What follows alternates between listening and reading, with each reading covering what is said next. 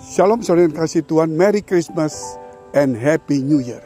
Puji Tuhan saudara, kalau kita tahu merayakan kedatangan Yesus di muka bumi ini, kita merayakannya karena dia adalah Tuhan. Ketika dia turun ke dunia adalah untuk menebus, menyelamatkan setiap umat manusia. Karena apapun juga saudara, bahwa hutang itu tetap harus dibayar. Hutang dosa dan kutuk tetap harus dibayar. Dan itu hanya bisa satu-satunya melalui penebusan oleh darah Yesus Kristus. Oleh karena itu kalau kita melihat mengapa banyak agama-agama atau ibadat-ibadat apapun juga di dunia ini selalu harus ada membawa korban. Korban selalu ada, entah agama apa saja. Itu menunjukkan bahwa segala sesuatu dosa itu membutuhkan korban.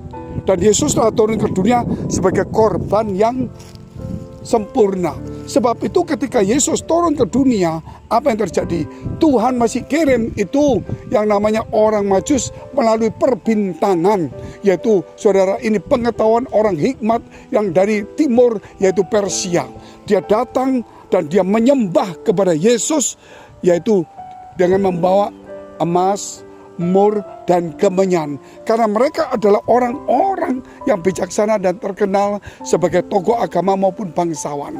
Sehingga ketika Persia menguasai Israel dalam peperangan, mereka ke Bethlehem. Ketika melihat gereja kelahiran Yesus, orang Persia melihat 3 foto atau gambar dari orang itu, mereka langsung hormat dan mereka tidak berani merusak.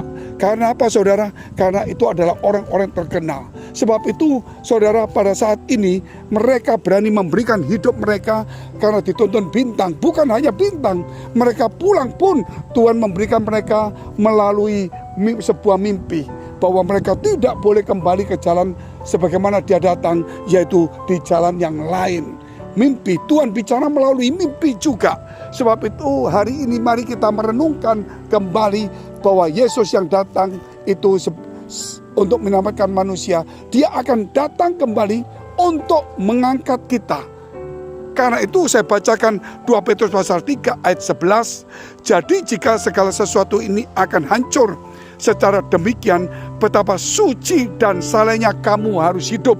Saya tambah 1 ayat lagi, ayat 12, yaitu kamu yang menantikan dan mempercepat kedatangan hari Allah. Pada hari itu langit akan binasa dalam api dan unsur-unsur dunia akan hancur karena nyalanya. Itulah kita menanti kedatangan Yesus. Walaupun dia pernah datang di dunia untuk menyelamatkan kita, kita merayakannya. Tapi kita sekarang menantikan kedatangan Yesus sebagai Raja. Dan kita harus, waktu menantikan itu saudara, kita harus suci dan salehnya harus hidup untuk mempercepat kedatangan Tuhan. Sebab banyak orang kekristenan sekarang berkata, kita sudah selamat oleh darah Yesus, tidak perlu hidup lagi suci, tidak perlu saleh. Apakah kita harus jahat? Bukankah Yesus mengajarkan supaya kita menjadi terang dan garam dunia, supaya kebaikan kita memuliakan Bapa di surga. Oleh karena itu suci dan saleh itu sasaran untuk menyambut kedatangan Yesus kedua, pengangkatan. Siap-siaplah dan kita masuk dalam rencana yang indah. Sampai jumpa. Tuhan Yesus memberkati.